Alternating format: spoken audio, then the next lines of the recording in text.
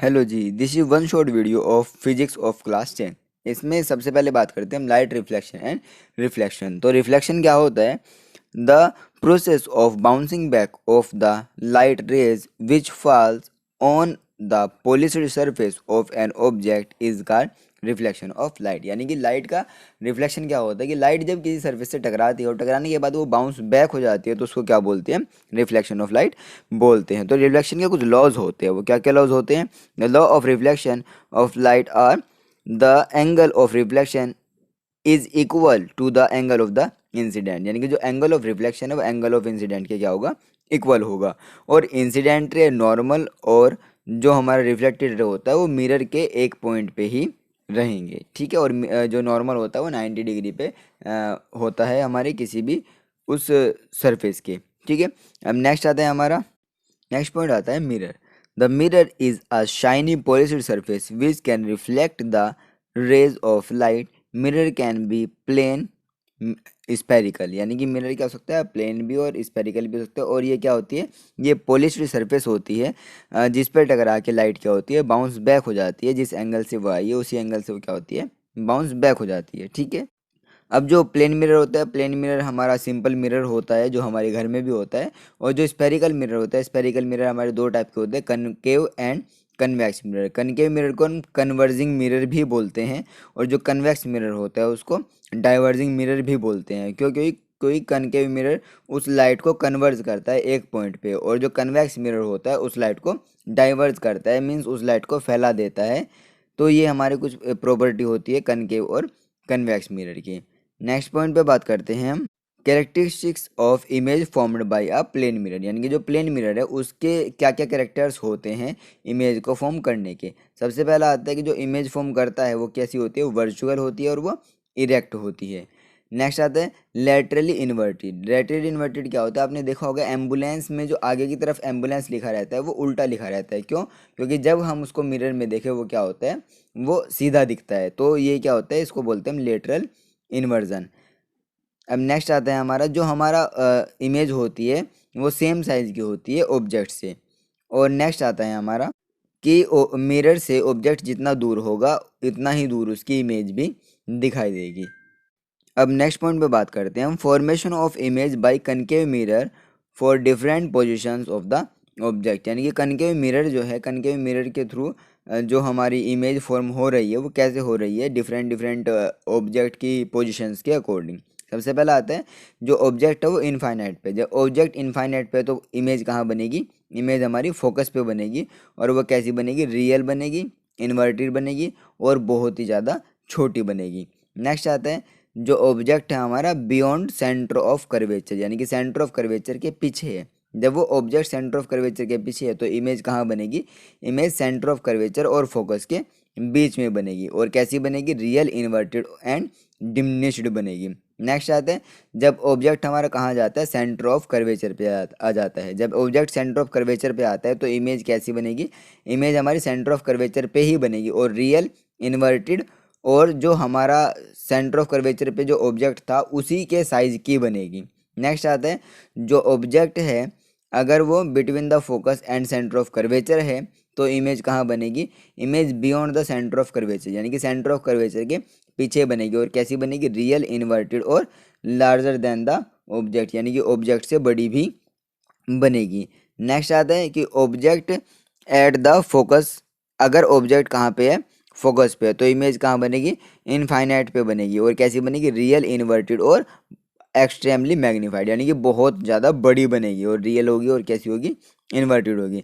Next आता है अगर ऑब्जेक्ट हमारा पोल और फोकस के बीच में है। अगर ऑब्जेक्ट पोल और फोकस के बीच में है तो क्या होगा कि जो इमेज है इमेज फॉर्म होगी बिहाइंड द मिरर, यानी कि मिरर के पीछे इमेज फॉर्म होगी और वो कैसी होगी? वर्चुअल, इरेक्ट और मैग्नीफाइड होगी, ठीक है। तो ये कुछ ये टेबल भी और ये जो हमारी इमेज फॉर्म हो रही है इनको अच्छे से लर्न कर लेना। फिजिक्स में मोस्ट इंपॉर्टेंट रोल प्ले करते हैं और इसके क्वेश्चंस भी आते हैं कि फोकल लेंथ इतना है, ऑब्जेक्ट डिस्टेंस इतना है और आपको ये बताना है कि इमेज डिस्टेंस कितना होगा और वो इसमें जैसे कनकेव मिरर में वो कहाँ पे बनेगी, ठीक है। तो इस तरीके से क्वेश्चन आ जाते हैं, तो इसके लिए पहले आपको ये लर्न होना ज़रूरी है। अब नेक्स्ट पॉइंट पे बात करते हैं formation of image by convex mirror. यानी कि जो कन्वेक्स मिरर होता है वो इमेज का फॉर्मेशन कैसे करता है। जो हमारा पोजीशन है ऑब्जेक्ट का, अगर वो इनफाइनाइट पे है तो जो इमेज बनेगी वो कहाँ बनेगी, वो फोकस पे बनेगी बिहाइंड द मिरर, यानी कि मिरर के पीछे वो कहाँ बनेगी, फोकस पे बनेगी। और वो किस टाइप की होगी, वो वर्चुअल होगी, इरेक्ट होगी और हाईली डिमिनिश्ड, यानी कि बहुत ज़्यादा छोटी होगी। नेक्स्ट आता है, अगर ऑब्जेक्ट बिटवीन इनफाइनाइटी और जो पोल है, यानी कि पोल और इनफाइनाइटी के बीच में कहीं पे भी हो जाता है, तो जो इमेज है, इमेज फॉर्म कहाँ होगी, इमेज हमारा प्रिंसिपल फोकस और जो पोल है उसके बीच में होगी और कहाँ बनेगी, बिहाइंड द मिरर, यानी कि मिरर के पीछे बनेगी। और ये भी कैसी होगी, ये भी हमारी वर्चुअल इरेक्ट और डिमिनिश्ड होगी। ठीक है, अब बात करते हैं हम कनकेव मिरर के यूजेस के बारे में कि कनकेव मिरर को हम कहाँ कहाँ पे यूज़ करते हैं। कई बार क्वेश्चन आ जाता है कि कनकेव मिरर को हम कहाँ पे यूज़ करते हैं। इसको यूज़ करते हैं टॉर्च में, सर्च लाइट में, व्हीकल की जो हेडलाइट्स होती है वहाँ पे यूज़ करते हैं, और यूज़ करते हैं सेविंग मिरर्स में यूज़ करते हैं जिससे हमें हमारा फेस लार्ज दिख पाए। ठीक है, और जो डॉक्टर होते हैं, जो डेंटिस्ट होते हैं, वो यूज़ करते हैं जो जब हम जो हमारे टीथ को चेकअप वगैरह करते हैं तो वो उसको यूज़ करते हैं। और हम इसको सोलर कुकर वगैरह में भी यूज़ कर सकते हैं क्योंकि वो क्या करता है, कन्वर्ज करता है लाइट को। नेक्स्ट आता है यूजेस ऑफ कन्वेक्स मिरर। और कन्वेक्स मिरर के हम कहाँ कहाँ पे यूज़ करते हैं, कन्वेक्स मिरर का यूज़ करते हैं रेयर व्यू, जो व्हीकल्स होते हैं, व्हीकल्स का जो रेयर मिरर होता है, रेयर व्यू मिरर होता है, तो उसमें भी जो ये लगा होता है, मिरर लगा होता है, वो कौन सा होता है, हमारा कन्वेक्स मिरर होता है। कन्वेक्स मिरर क्या होता है कि वो बड़े ऑब्जेक्ट को भी वो छोटा दिखाता है, तो इसीलिए उसके अंदर कौन से होते हैं, कन्वेक्स मिरर होते हैं। और कन्वेक्स मिरर हमारे, आप देख सकते हो कि जहाँ पे टर्न होता है कहीं पे हाईवेज या फिर जो हमारे माउंटेन्स होते हैं वहाँ पे भी जो मिरर लगे होते हैं वो कौन से होते हैं, कॉन्वेक्स मिरर होते हैं। नेक्स्ट पॉइंट पे बात करते हैं मिरर फॉर्मूला। मिरर फॉर्मूला क्या होता है, मिरर फॉर्मूला इसको अच्छे से याद कर लेना, एक क्वेश्चन इससे आता ही आता है। तो ये क्या हो गया, 1/f is equal to 1/u plus 1/b। इसमें f प्रिंसिपल फोकस, u हमारा ऑब्जेक्ट डिस्टेंस और v हमारा इमेज डिस्टेंस आता है और f हमारा फोकल लेंथ आ जाती है। ठीक है, तो ये हमारा मिरर फॉर्मूला, इसको याद कर लेना अच्छे से। नेक्स्ट आता है मैग्नीफिकेशन। मैग्नीफिकेशन क्या होता है, इसको हम फॉर्मूले से ही डिफाइन कर सकते हैं कि ये रेशो होता है किसका, जो हाइट होती है हमारी इमेज की और जो हाइट होता है ऑब्जेक्ट का, और ये इक्वल होता है किसमें, जो इमेज डिस्टेंस होता है और जो ऑब्जेक्ट डिस्टेंस होता है, तो उसको क्या बोलते हैं, मैग्नीफिकेशन बोलते हैं। अब नेक्स्ट पॉइंट पे बात करते हैं रिफ्रैक्शन। रिफ्रैक्शन क्या होता है, refraction bending of light ray when it passes from one medium to another medium is called refraction. यानी कि रिफ्रैक्शन वो होता है जब लाइट किसी एक मीडियम से दूसरे मीडियम में जा रही है तो वो क्या होती है, या तो वो नॉर्मल की तरफ जाती है या वो नॉर्मल से दूर जाती है, तो उसको क्या बोलते हैं, अगर वो रेयर से डेंस में जा रहा है तो वो नॉर्मल की तरफ बैंड होगा, और अगर वो डेंसर से रेयर मीडियम में जा रहा है तो वो नॉर्मल से दूर जाएगा। तो जिसकी वजह से डिपेंड करता है कि जो हमारा एंगल ऑफ इंसिडेंस और एंगल ऑफ रिफ्रैक्शन है वो बड़ा होगा कि वो छोटा होगा। नेक्स्ट पॉइंट पे बात करते हैं कि जो ग्लास स्लैब है, ग्लास स्लैब के थ्रू जो रिफ्रैक्शन है वो कैसे होता है। आप इस डायग्राम में देख सकते हो कि जो इंसिडेंट रे है वो आ रही है और ये जो नॉर्मल है, नॉर्मल से जैसे ही वो पास होती है, जैसे ही वो ग्लास स्लैब के अंदर एंटर करती है, ग्लास स्लैब क्या होता है, डेंसर है हमारे एयर के कंपैरिजन में, तो क्या होता है कि वो बैंड हो जाती है किसकी तरफ, नॉर्मल की तरफ, और फिर वो जैसे ही वो बाहर जाती है तो वो क्या होता है, जो इमरजेंट रे होती है वो हमारी दूर हो जाती है किससे, नॉर्मल से। तो ये हमारा क्या होता है कि ये हमें शो कर रहा है कि किस तरीके से लाइट जो है हमारी एक्चुअल पाथ से डेविएट हो जाती है, वो एक्चुअल पाथ से हट जाती है। अब कुछ लॉज होते हैं रिफ्रैक्शन के। रिफ्रैक्शन के क्या क्या लॉज होते हैं, the incident ray and the refracted ray and the normal to the refract reference of two transparent media at the point of incidence all lie in the same plane. यानी कि ये सभी किस पे होंगे, सेम प्लेन पे होंगे ये तीनों रे। ठीक है, नेक्स्ट आता है the ratio of sine of angle of incidence to the sine of angle of refraction for light of a given color is constant for a given pair of media. इसी को क्या बोलते हैं हम, स्नेल्स लॉ बोलते हैं। Snell's law कई बार आ जाता है कि स्नेल्स लॉ क्या होता है कि sine i by sine r is equal to constant term, यानी कि साइन आई और साइन आर क्या होता है हमारा ये एक कांस्टेंट टर्म ही प्रोड्यूस करते हैं, ठीक है। नेक्स्ट पॉइंट पे बात करते हैं हम लेंस के बारे में। अब लेंस क्या होते हैं? The transparent refracting medium bounded by two surface in which at least one surface is covered is called lens. यानी कि जिसमें क्या होता है, लेंस हमारी वो होता है कि जो हमारी लाइट को क्या कर रहा है, लाइट को बेंड कर रहा है, यानी कि कह सकते हैं हम लाइट को रिफ्लेक्ट कर रहा है, तो उसको क्या बोल दे रहे हैं हम, उसको लेंस बोल दे रहे हैं। लेंस भी दो टाइप के होते हैं, कन्वेक्स लेंस और कनकेव लेंस। इनको समझने के लिए अगर आपने मिरर को समझा है तो आप इसको बड़े आसानी से समझ सकते हो कि जो कन्वेक्स लेंस होता है वो सेम हमारी कनकेव मिरर वाली प्रॉपर्टीज शो करता है, और जो कनकेव लेंस होता है वो कन्वेक्स मिरर वाली प्रॉपर्टीज शो करता है। अब नेक्स्ट पॉइंट पे बात करते हैं formation of image by convex lens. यानी कन्वेक्स लेंस के थ्रू जो इमेज फॉर्म हो रही है वो कैसे होती है। तो बात करते हैं position of the object, position of image, size of image and nature of image, ठीक है।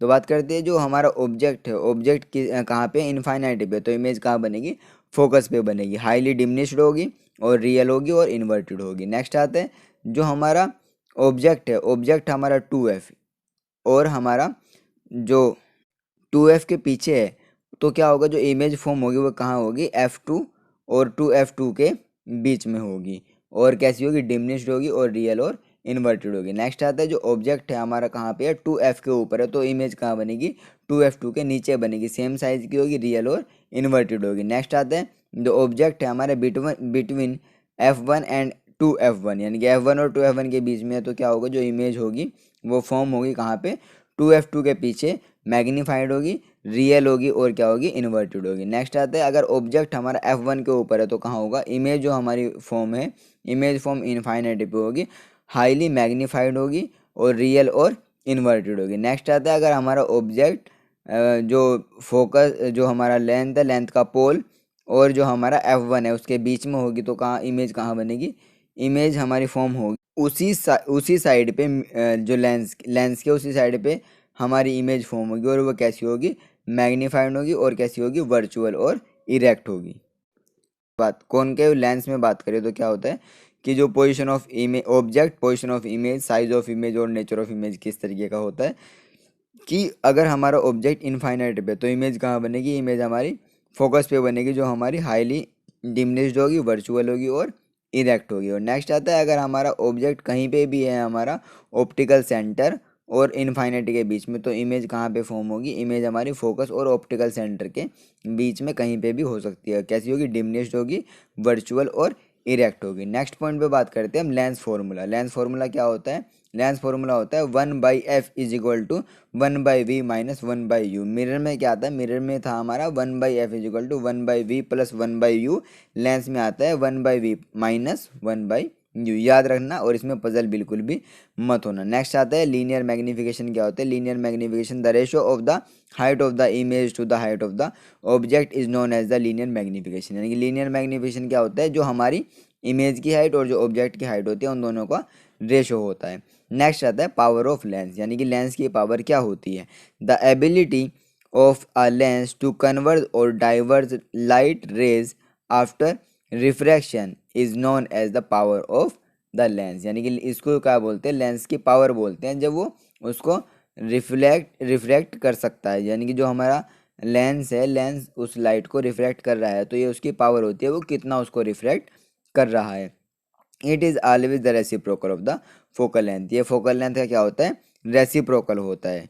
कैसे कि अगर फोकल लेंथ ज़्यादा होगी तो पावर ऑफ लेंस क्या होगी, कम होगी, और इसकी यूनिट क्या होती है, डायप्टर होती है। कई बार क्वेश्चन आ जाता है define one dioptre. Define one dioptre किस तरीके से, अगर हमारी फोकल लेंथ क्या होगी, 1 मीटर होगी, तो डायप्टर कितना होगा, 1 होगा, ठीक है।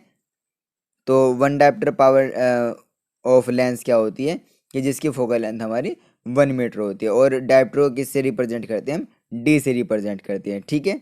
तो ये हमारा कंप्लीट हो जाता है chapter light reflection and refraction. Next point पे बात करने वाले हैं हम human I and the colourful world के बारे में। तो सबसे पहले बात करते हैं ह्यूमन आई की। ह्यूमन आई क्या है, it is one of the most valuable and sensitive sense organ. It is an optical device that serves as our organ of sight.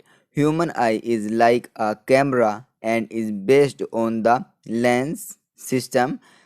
It enables us to see the wonderful and colorful world by forming an image on the light sensitive screen called the retina. यानी कि आई क्या है, आई हमारा camera ही तो है जो हमें दिखा रहा है कि ये जो वर्ल्ड है वो कितना कलरफुल है और कितना वंडरफुल है हमारा ये वर्ल्ड पूरा। ठीक है, तो उसको दिखाने का काम कौन कर रहा है, उसको दिखाने का काम कर रहा है हमारा आई के कुछ पार्ट्स होते हैं, आप डायग्राम देख सकते हैं और इसके पार्ट्स के बारे में हम डिस्कस कर रहे हैं। तो सबसे पहले बात करते हैं कॉर्निया। कॉर्निया क्या होता है, it is a thin membrane through which light enters the eye. यानी कि जिसके थ्रू लाइट आई के अंदर एंटर करते हैं उसको क्या बोलते हैं, हम कॉर्निया बोलते हैं। ये मेम्ब्रेन होती है आई के ऊपर।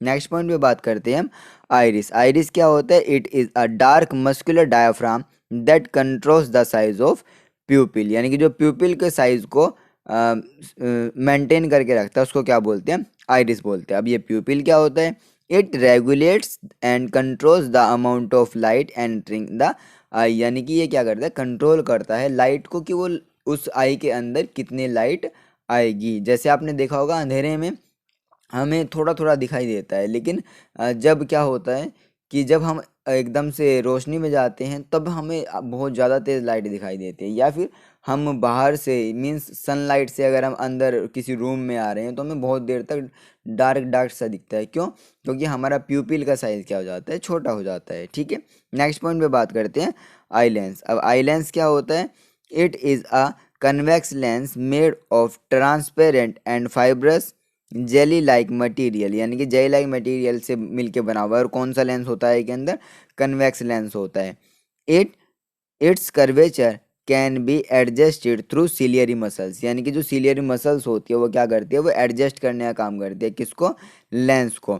It forms an inverted real image of the object on the retina. यानी ये किसके ऊपर इमेज बना रहा है, ये रेटिना के ऊपर इमेज बना रहा है। और कैसा है ये, कन्वर्जिंग है, ये कन्वर्ज करता है उसको। रेटिना क्या है, रेटिना एक स्क्रीन है जिसके ऊपर क्या होता है, जिसके ऊपर इमेज बनती है। ठीक है, नेक्स्ट आता है हमारा ऑप्टिकल नर्व्स। ऑप्टिकल नर्व्स क्या होती है, ऑप्टिकल नर्व्स वो होती है जो क्या करती हैं, जो उस इमेज को की इन्फॉर्मेशन को लेके जाती है कहाँ तक, हमारे ब्रेन तक। ठीक है, नेक्स्ट पॉइंट पे बात करते हैं हम power of accommodation. Power of accommodation क्या होता है कि the ability of eye lenses to focus the distant objects as well as near by objects on the retina by changing the focal length of the eye lens is known as power of accommodation of the eye. अब power of accommodation of eye क्या होती है, जो ciliary muscles होते हैं, ciliary muscles उस आई को, उस आई लेंस को क्या करती हैं, सेट करती हैं कि हम कितना दूर देख रहे हैं और हम कितना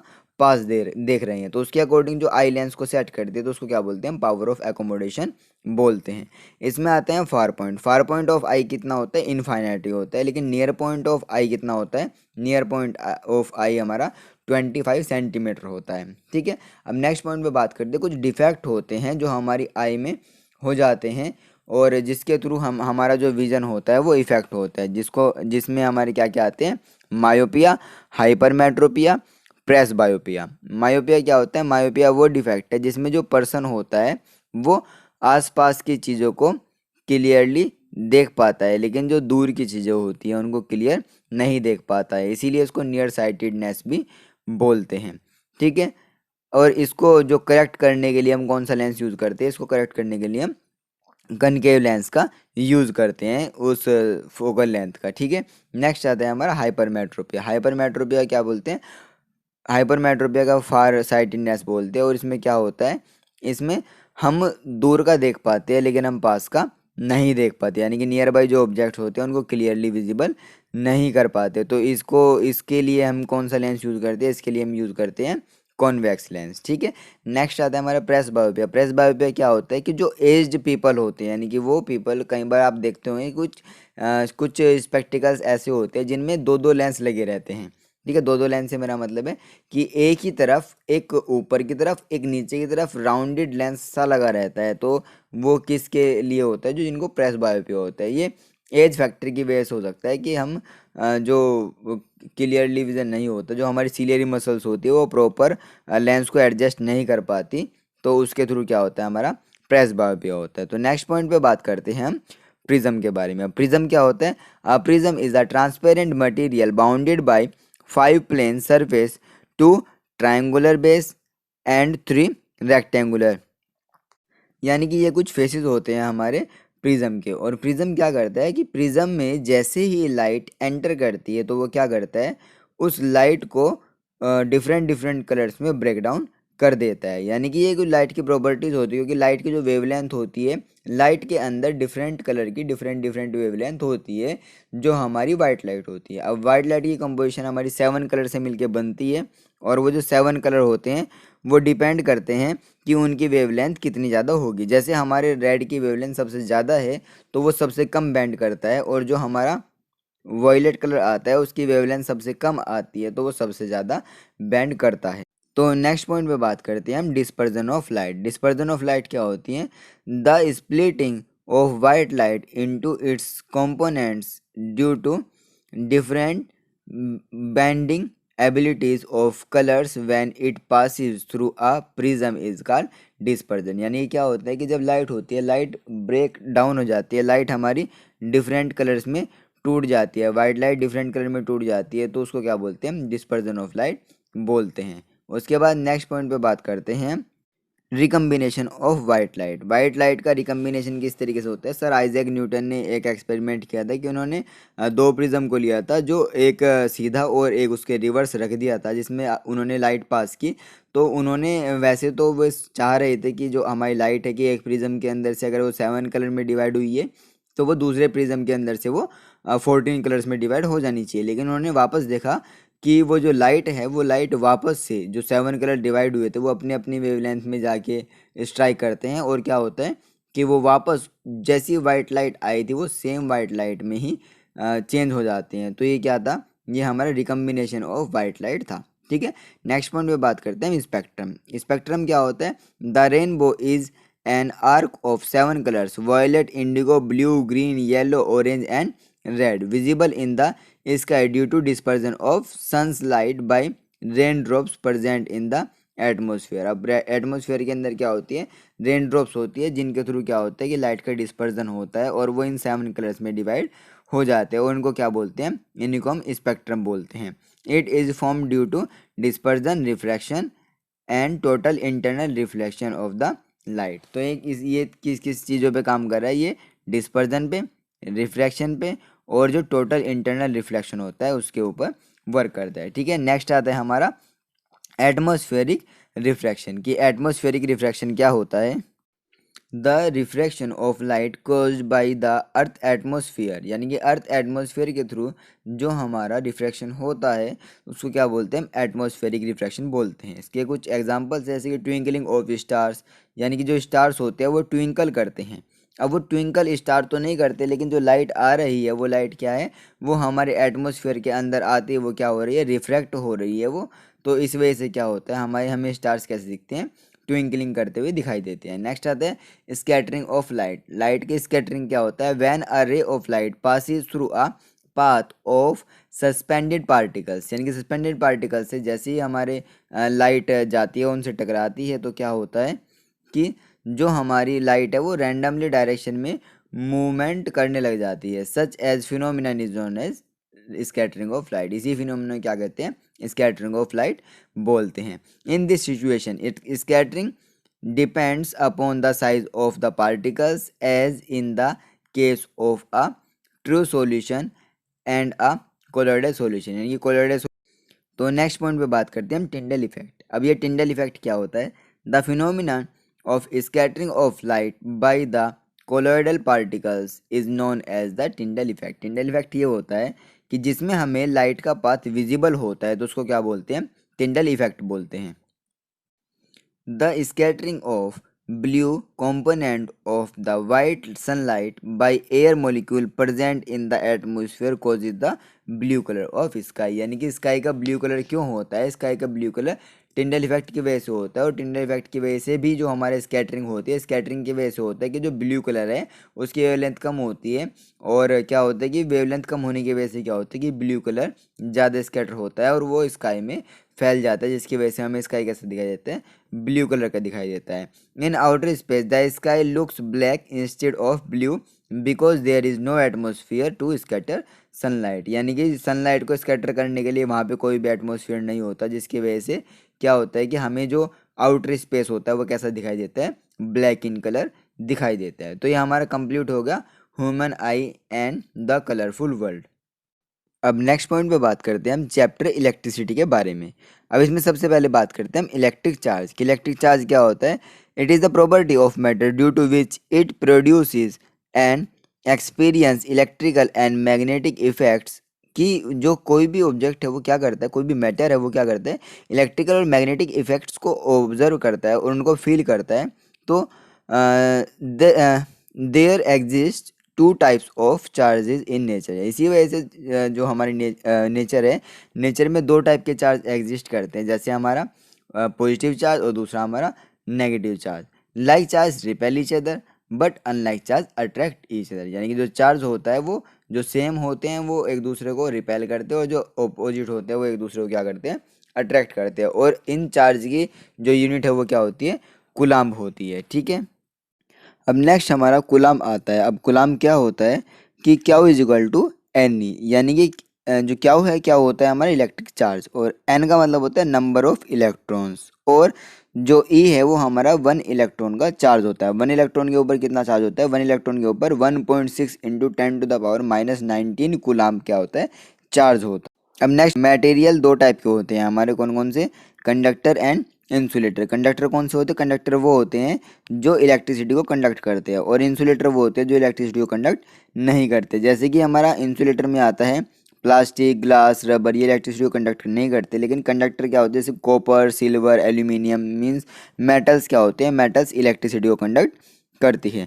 नेक्स्ट पॉइंट पे बात करते हैं इलेक्ट्रिक करंट। अब इलेक्ट्रिक करंट क्या होता है, इलेक्ट्रिक करंट को हम डिनोट कर सकते हैं क्यू बाई टी, मीन्स कितना चार्ज फ्लो कर रहा है और कितने टाइम में फ्लो कर रहा है, उसको क्या बोलते हैं, इलेक्ट्रिक करंट बोल रहे हैं। ठीक है, electric current is the ratio of charge and time, और इसकी जो ऐसा यूनिट है वैसा यूनिट क्या होती है, एम्पियर होती है। ठीक है, और नेक्स्ट पॉइंट में बात करते हैं 1 एम्पियर। 1 एम्पियर क्वेश्चन आ जाता है कि 1 एम्पियर क्या होता है, when 1 coulomb of charge flow through a conductor in a second then current passes through the conductor is 1 ampere, यानी कि कंडक्टर के अंदर 1 एम्पियर करंट फ्लो करेगा अगर क्या होगा कि उसके अंदर 1 कूलम्ब चार्ज 1 सेकंड में ट्रेवल कर। नेक्स्ट पॉइंट पे बात करते हैं इलेक्ट्रिक सर्किट। इलेक्ट्रिक सर्किट क्या होता है, it is a continuous and closed path along with electric current flows, यानी कि ये एक क्या है, ये कंटिन्यूअस और क्लोज्ड पाथ है जिसके थ्रू क्या होता है, इलेक्ट्रिक करंट क्या कर रहा है, फ्लो कर रहा है। नेक्स्ट आता है इलेक्ट्रिक फील्ड। इलेक्ट्रिक फील्ड क्या है, it is the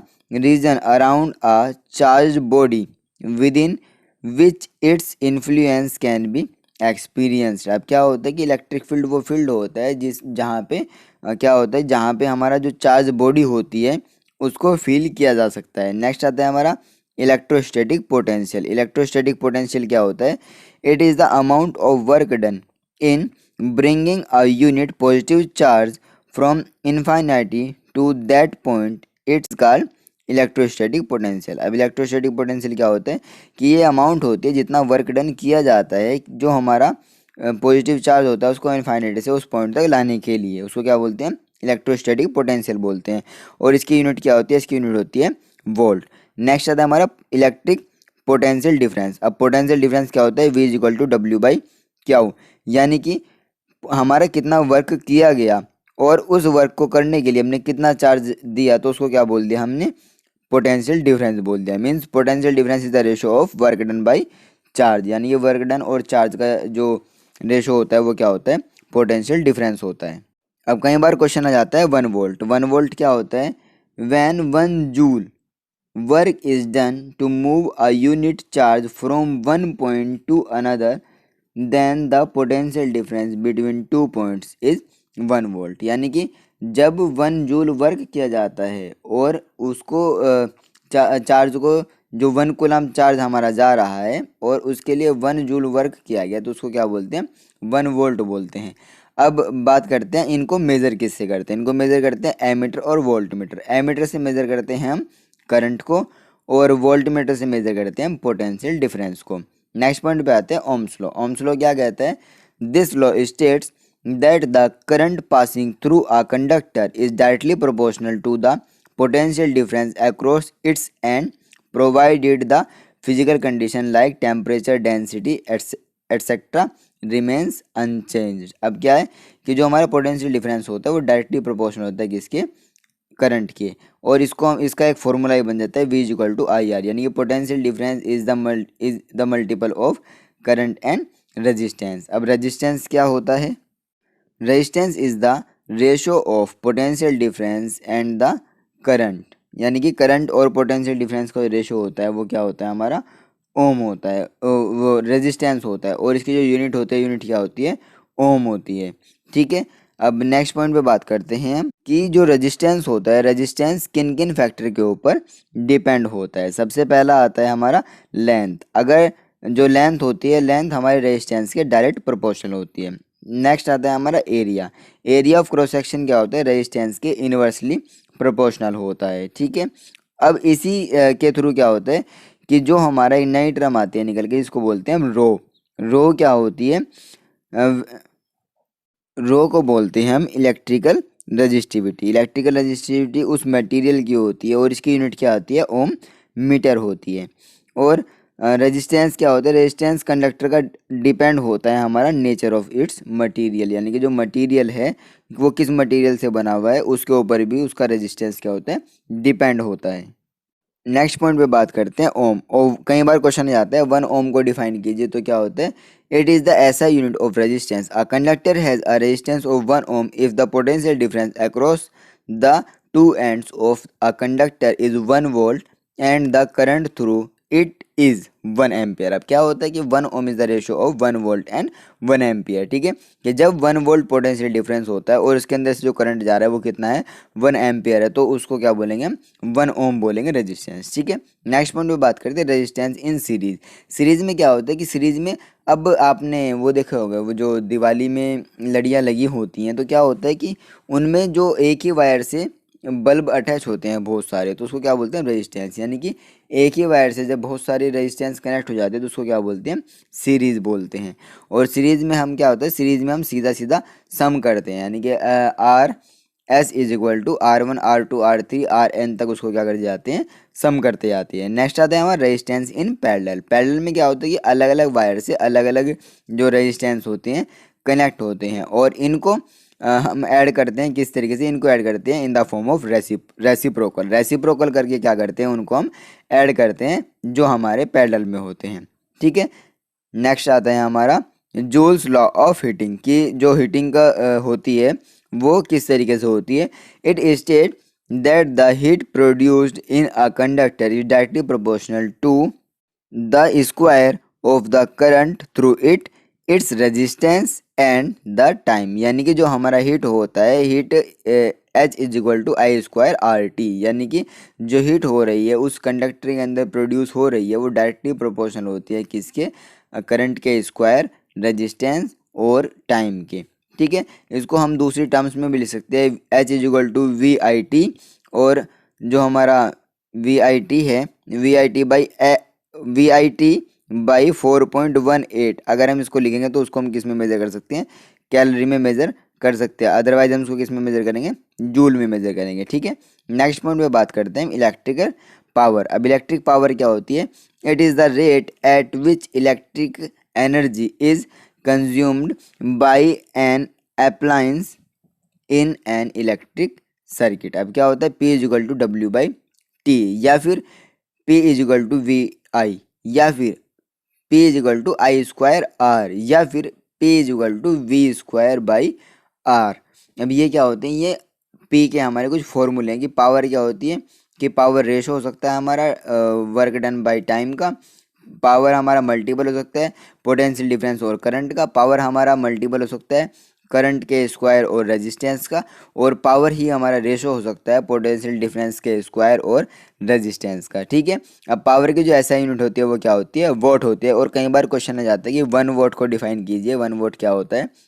the power of an appliance is 1 watt if 1 ampere of current flows through it on applying a potential difference of 1 volt across its and, यानी कि अगर उसके and पे potential difference कितना होगा, 1 volt होगा और उसके अंदर करंट कितना जा रहा है, 1 एम्पियर जा रहा है, तो जो पावर है वो कितनी होगी, 1 वोट होगी। ठीक है, तो ये हमारा कंप्लीट हो जाता है चैप्टर इलेक्ट्रिसिटी। अब नेक्स्ट पॉइंट पे बात करने वाले हैं हम magnetic effects of electric current कि जो इलेक्ट्रिक करंट है उसके मैग्नेटिक इफेक्ट क्या क्या होते हैं। सबसे पहले बात करते हैं मैग्नेट के बारे में कि मैग्नेट क्या होती है। It is an object that attracts iron cobalt and निकल particles when it is suspended freely, यानी कि जो अगर इसको हम फ्रीली सस्पेंड कर दे तो क्या होता है कि आयरन कोबाल्ट निकल के पार्टिकल्स को अपनी तरफ अट्रैक्ट करता है। और अगर इसको हम फ्री छोड़ दें तो क्या होता है कि ये हमारा नॉर्थ से साउथ डायरेक्शन में ही रहेगी। नेक्स्ट आता है मैग्नेटिक फील्ड क्या होता है। The space around a magnet in which the force of attraction और repulsion can be detected is called magnetic field, यानी कि मैग्नेटिक फील्ड वो फील्ड होता है जिसके अंदर क्या होता है कि अट्रैक्शन और रिपल्शन वाली फोर्स को हम फील कर सकते हैं। इसकी ऐसा यूनिट क्या होती है, इसकी ऐसा यूनिट होती है टेस्ला। नेक्स्ट पॉइंट पे बात करते हैं magnetic field line. Magnetic field line क्या होती है, ये इमेजिनरी लाइंस होती है और कर्व पाथ होता है जो मैग्नेट के चारों तरफ रहता है और ये शो करता है कि आउटसाइड द मैग्नेट, यानी कि मैग्नेट से बाहर ये हमारा नॉर्थ पोल से साउथ पोल की तरफ जाता है। और इनसाइड द मैग्नेट क्या होता है कि ये हमारा south pole to north pole जाता है। ठीक है, तो मैग्नेटिक फील्ड लाइन हमारी बार मैग्नेट में किस तरीके से होती है आप इस इमेज में देख सकते हो। नेक्स्ट पॉइंट पे बात करते हैं हम right hand thumb rule. Right hand thumb rule क्या बताता है, राइट हैंड थंब रूल ये बताता है जो थंब है वो करंट की डायरेक्शन को डिनोट करता है और जो फिंगर्स हैं वो मैग्नेटिक फील्ड लाइंस को डिनोट करती है कि अगर किसी कंडक्टर के अंदर करंट जा रहा है, करंट की डायरेक्शन क्या है और उस करंट की डायरेक्शन के ऊपर ही डिपेंड होता है हमारा मैग्नेटिक फील्ड। और मैग्नेटिक फील्ड लाइन की डायरेक्शन भी हम उसको उससे आइडेंटिफाई कर सकते हैं कि वो क्लॉकवाइज होगा कि वो एंटी क्लॉकवाइज होगा। नेक्स्ट पॉइंट पे बात करते हैं magnetic field produce by a current carrying circular loop कि सर्कुलर लूप के थ्रू जो मैग्नेटिक फील्ड लाइन होती है वो किस तरीके से प्रोड्यूस होती हैं। It is represented by concentric circles at every point which become larger and larger as we move away। अब क्या होता है कि जो हमारा आप इस डायग्राम में देख सकते हो कि इसमें किस तरीके से हमारी मैग्नेटिक फील्ड लाइन जाती है किसी भी जो हमारा करंट कैरिंग सर्कुलर लूप होता है। लूप में हम उसमें जो उसके एंड्स होते हैं उन पे सर्कुलर देख सकते हैं, लेकिन जैसे जैसे हम उससे दूर जाते रहते हैं तो वो क्या होते हैं कि वो और बड़ी होती जाती है। ठीक है, नेक्स्ट पॉइंट में बात करते हैं हम सोलेनोइड के बारे में। अब सोलेनोइड क्या होता है, it is a coil of many turns of insulated copper wire wrapped in the shape of a cylinder, यानी कि सिलेंडर के शेप में जो बहुत सारी वायर होती हैं, ये इंसुलेटेड जो कॉपर वायर होती हैं वो एक सिलेंड्रिकल शेप में आ जाती हैं, तो उनको क्या बोलते हैं, सोलेनोइड बोलते हैं। The strength of magnetic field is proportional to the number of turns, यानी कि जितने ज़्यादा नंबर्स होंगे उतना ज़्यादा क्या होगा उसका मैग्नेटिक फील्ड होगा। ठीक है, अब आप इस डायग्राम में देख सकते हो कि सोलेनोइड कैसा होता है। नेक्स्ट पॉइंट पे बात करते हैं इलेक्ट्रोमैग्नेट। इलेक्ट्रोमैग्नेट क्या होता है, an electromagnet refers to a magnetized solenoid which works on the principle of magnetic effect of current. The magnetic effect continues till the current flows through the solenoid. An electromagnet consists of a long insulated copper wire wound around a soft iron core. The electromagnets are used to electric motors, electric bells, loudspeakers, etc. Giant electromagnets are also used in cranes and lifts. अब क्या होता है कि जो electromagnets है, electromagnet word से ही हम समझ पा रहे हैं कि इलेक्ट्रोमैग्नेट्स इलेक्ट्रिसिटी के थ्रू जो मैग्नेट बनाई जा सके उसको क्या बोलते हैं, इलेक्ट्रोमैग्नेट बोलते हैं। यानी कि उसके थ्रू क्या कर सकते, उनका यूज़ कहाँ कहाँ पे करते हैं, उनका यूज़ हम इलेक्ट्रिक मोटर्स में करते हैं, इलेक्ट्रिक बेल्स में करते हैं, लाउड स्पीकर्स में करते हैं। ठीक है, और जो जेंट इलेक्ट्रोमैग्नेट्स का यूज़ हम किस में करते हैं, क्रेन्स में और लिफ्ट वगैरह में भी हम उसका यूज़ करते हैं। नेक्स्ट पॉइंट पे बात करते हैं force on a current carrying conductor in magnetic field, यानी किसी मैग्नेटिक फील्ड में करंट कैरिंग कंडक्टर के अंदर किस तरीके से फोर्स अप्लाई होता है और उसकी क्या क्या डायरेक्शंस होती हैं।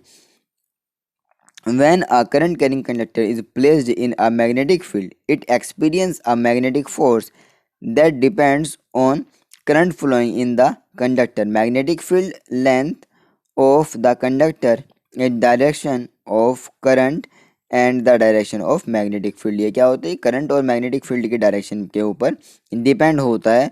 Force experienced by the conductor is maximum when the direction of current is at right angle to the direction of the magnetic field. यानी कि मैग्नेटिक फील्ड की डायरेक्शन से जो हमारा डायरेक्शन होगी किसकी, करंट की, अगर करंट की डायरेक्शन मैग्नेटिक फील्ड के हमारे 90 डिग्री पे होगा तो क्या होगा, फोर्स हमारा मैक्सिमम होगा। और इसको हम डिफाइन किस तरीके से कर सकते हैं, इसको डिफाइन कर सकते हैं हम फ्लेमिंग्स लेफ्ट हैंड रूल से। फ्लेमिंग्स लेफ्ट हैंड रूल हमें क्या कहता है, फ्लेमिंग्स लेफ्ट हैंड रूल ये कहता है कि जो हमारा लेफ्ट हैंड है, लेफ्ट हैंड में हमारी जो मिडिल फिंगर है वो करंट को शो करती है, जो हमारी सेकंड फिंगर है वो हमारी फील्ड को शो करती है, और जो हमारा थंब है वो क्या करता है, वो मोशन को शो करता है। तो फ्लेमिंग्स लेफ्ट हैंड रूल क्या कहते हैं, it is use to find out the direction of the motion of a current carrying conductor when placed in a magnetic field. यानी मैं किसी मैग्नेटिक फील्ड में अगर हम किसी करंट कैरिंग कंडक्टर को रख दे रहे हैं तो वो हमें बताएगा कि मोशन की डायरेक्शन क्या होगी। This rule is stated as stretch the thumb, forefinger and middle finger of your left hand such that they are mutually perpendicular to each other. आप अपने लेफ्ट हैंड का यूज़ करके इसको बना सकते हो और देख सकते हो कि क्या क्या डायरेक्शन हो सकती है हमारी करंट फील्ड और जो मोशन होती है, ठीक है। If the first finger point in the direction of magnetic field, अगर जो हमारी फर्स्ट फिंगर है वो हमारी मैग्नेटिक फील्ड को डिनोट कर रही है, तो जो हमारी सेकंड फिंगर है वो क्या बताएगी, डायरेक्शन बताएगी किसकी, करंट की। Then the thumb will point in the direction of motion और the force acting on the conductor. यानी कि उस कंडक्टर के ऊपर जो फोर्स एक्ट कर रहा है या मोशन हो रही है तो उसको कौन डिनोट करेगा, उसको डिनोट करेगा हमारा थंब। नेक्स्ट पॉइंट पे बात करते हैं टाइप ऑफ करंट। करंट के बेसिकली दो टाइप होते हैं, कौन कौन से, डायरेक्ट करंट और अल्टरनेटिव करंट, यानी कि डीसी और एसी। अब डीसी करंट क्या होता है, a current that always flows in a same direction through an electrical device is called a direct current. यानी डायरेक्ट करंट वो होता है जो हमारी किसी भी एक डिवाइस में सेम डायरेक्शन में ही फ्लो करता रहता है, उसको क्या बोलते हैं, डायरेक्ट करंट बोलते हैं। और एसी यानी कि अल्टरनेटिव करंट क्या होता है, an electric current that reverses its direction periodically is called an alternating current. यानी कि जो अपनी डायरेक्शन को रिवर्स करता रहता है उसको क्या बोलते हैं, अल्टरनेटिंग करंट बोलते हैं। The frequency of alternating current in Indian power supply is 50 hertz. यानी कि जो इंडियन पावर सप्लाई जो होता है तो उसमें उसके अंदर जो हमारा अल्टरनेटिंग करंट होता है उसकी जो फ्रीक्वेंसी होती है वो कितनी होती है, 50 हर्ट्ज होती है। नेक्स्ट पॉइंट पे बात करते हैं एडवांटेज ऑफ एसी। यानी कि एसी की डीसी के ऊपर क्या एडवांटेज है, AC can be transmitted over long distance without much loss of energy. यानी कि एसी करंट को हम बहुत दूर तक भी ट्रैवल करा सकते हैं, लेकिन डीसी को हम इतना दूर तक ट्रैवल नहीं करा सकते, क्योंकि वो क्या होता है, वो ज़्यादा दूर तक ट्रैवल करेगा तो क्या होगा, वहाँ पे लॉस ऑफ करंट होने के चांसेस बढ़ जाते हैं। नेक्स्ट पॉइंट पे बात करते हैं हम डोमेस्टिक इलेक्ट्रिक सर्किट की। जो डोमेस्टिक इलेक्ट्रिक सर्किट यानी कि जो हमारे घरों में सर्किट होता है वो कौन सा होता है, उसके बारे में बात करने वाले हैं। और सबसे पहले बात करते हैं the electricity supplied to our houses by the electricity boards is alternating current. यानी कि जो हमारे घरों में करंट आ रहा है वो कौन सा आ रहा है, अल्टरनेटिव करंट आ रहा है। और कितना उसका पोटेंशियल डिफरेंस होता है, 220 वोल्ट होता है, और उसकी जो फ्रीक्वेंसी होती है 500 हर्ज होती है। Each home is fitted with 2 different supply. वो 2 अलग अलग सप्लाई से रिलेट करता है। पहला आता है 5 एम्पियर एंड 15 एम्पियर ETC। यानी कि हम उसको बल्ब फैन वगैरह के लिए यूज़ करते हैं। और जो 15 एम्पियर सप्लाई होती है उसको हम कहाँ यूज़ करते हैं, उसको डोमेस्टिक पावर बोला जाता है, और उसको यूज़ करते हैं हम हीटर्स में, कूलर्स में, कंडीशनर्स में, तो इन सब में उसको यूज़ करते हैं। Next point, we connect all the domestic electrical circuits in parallel. क्यों, क्योंकि हम उन सभी को पैरेलल में कनेक्ट क्यों करते हैं, उसके कुछ रीजंस हैं। सबसे पहला यह आता है व्हेन 2 और more appliances are use at same time each appliance will able to draw current as per the requirement. यानी कि अगर हम एक ही स्विच से हमने 2 चीज़ें कनेक्ट की हुई हैं और हमें एक की नीड है लेकिन दूसरे की नीड नहीं है, लेकिन क्या है कि दोनों हमारे बराबर एनर्जी को कंज्यूम करेंगे, ठीक है। नेक्स्ट आता है हमारा when distribution circuit are in parallel then each circuit operate separately. अगर क्या होगा कि वो पैरेलली होगा तो क्या कर सकते हैं हम कि उनको हम अलग से ऑपरेट कर सकते हैं कि एक स्विच से फैन चला लिया, दूसरे स्विच से हमने लाइट ओपन कर ली, तीसरे स्विच से हमने कुछ और कनेक्ट कर लिया, तो ये क्या हो गया हमारा, ये हमारा पैरेलल में हो गया डोमेस्टिक सर्किट अगर हमारा कनेक्ट हो तो ये एडवांटेज भी होती हैं। ठीक है, नेक्स्ट आता है most of electrical appliances are connected to the source of electricity by 3 core flexible cable containing live, neutral and earth. ज़्यादातर केबल कैसी होती हैं, लाइव, न्यूट्रल और अर्थ वायर से होती है। लाइव वायर वो होती है जिसके अंदर चार्ज फ्लो करता है, न्यूट्रल वायर वो होते हैं जिसके अंदर चार्ज फ्लो नहीं करता। सेकंड आती है हमारी अर्थिंग वायर। अर्थिंग वायर क्या करती है, जैसे आपने देखा होगा कि बारिश के टाइम क्या होता है कि हमारी दीवारों में करंट आ जाता है, तो करंट ना आए उसके लिए क्या होता है, अर्थिंग वायर का यूज़ करते हैं हम अपने इलेक्ट्रिक सर्किट में, जो हमारा डोमेस्टिक सर्किट होता है। ठीक है, नेक्स्ट पॉइंट आता है ओवरलोडिंग। ओवरलोडिंग क्या होता है, the overheating of electrical wiring in any circuit due to the flow of large current through it is called overloading of the electrical circuit। कि overloading इलेक्ट्रिक सर्किट क्या होता है, क्यों क्या होता है कि वो ओवर हीट हो जाता है, वो हीट हो जाता है वो सर्किट हमारा। ठीक है, क्यों, क्योंकि उसके अंदर जो हमारा करंट है वो ज़्यादा फ्लो कर रहा है, large amount of current flow in it, that's why वो हीट हो जाता है, और जिसकी वजह से उसको क्या बोलते हैं, ओवरलोडिंग बोलते हैं। नेक्स्ट आता है इलेक्ट्रिक फ्यूज। इलेक्ट्रिक फ्यूज क्या होता है, a fuse is a piece of thin wire made up of a material having a low melting point. यानी कि क्या होता है कि ये उस चीज़ से मिलके बना होता है, उस मटेरियल से मिलके बना होता है, मेटल से मिलके बना होता है कि जिसमें क्या होता है, जिसका जो मेल्टिंग पॉइंट होता है वो क्या होता है, बहुत लो होता है और उसका रेजिस्टेंस बहुत ज़्यादा होता है।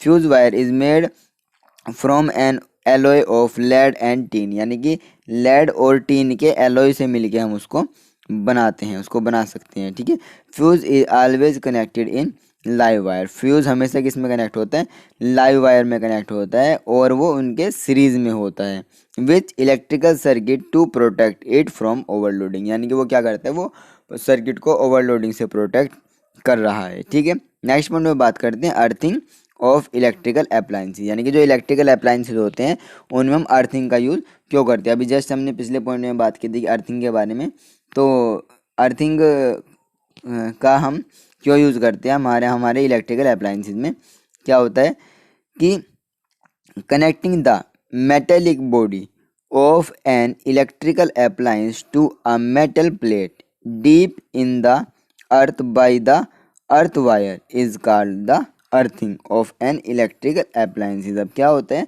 कि जो हम कनेक्ट करते हैं मेटेलिक बॉडी को, किसी भी मेटेलिक बॉडी को कनेक्ट कर देते हैं मेटल प्लेट के थ्रू अर्थ के अंदर।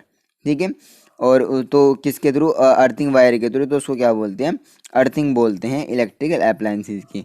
Earth wire is used for the safety measures to ensure that any leakage of current in a metallic body does not give any serious shock to a user। अब क्या होता है कि earthing wire का use हम इसलिए करते हैं जिससे कि हमारे जो लीकेज ना हो करंट की कहीं पे भी, और अगर बाई चांस हो रही है तो उससे शॉक हमें इतना ज़्यादा ना मिले। ठीक है, तो हमें हमारी सेफ्टी के लिए हम किसका यूज़ करते हैं, अर्थिंग वायर का यूज़ करते हैं। This is complete of physics class 10। अब अगर इसमें कहीं पे आपको कोई भी किसी भी तरीके का कोई डाउट हो, कोई क्वेश्चन हो, कोई क्वेरी, आप मुझे नीचे कमेंट कर सकते हैं। लेकिन इससे पहले आपको सभी फार्मूलाज वगैरह आपके याद होने चाहिए, क्योंकि फिजिक्स में मैक्सिमम क्या होते हैं, न्यूमेरिकल्स आते हैं, और न्यूमेरिकल्स के लिए आपको फॉर्मुलेशंस और आपकी कैलकुलेशन एक्यूरेट होनी चाहिए, द मोस्ट इंपॉर्टेंट होता है। और फिजिक्स